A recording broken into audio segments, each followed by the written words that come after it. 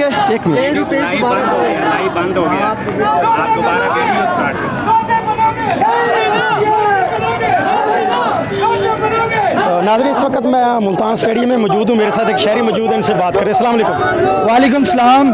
जी भाईजान, आपने बैनर उठाया हुआ है, क्या वजह है? सर, ये बैनर के ऊपर जैसे कि आप देख सकते हैं कि लिखा हुआ है कि आज मुल्तान जलसे में शमूलियत की वजह से वालिद साहब ने जायदाद से आग कर दिया।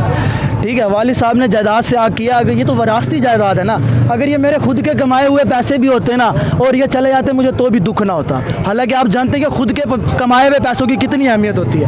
मैं अपने वालिदैन की बहुत इज्जत करता हूँ, लेकिन जहाँ बात हक और सच की आएगी तो मैं सच के साथ खड़ा हूँ, मैं हक के साथ खड़ा हूँ, मैं बातिल के साथ बिल्कुल नहीं खड़ा हूँगा।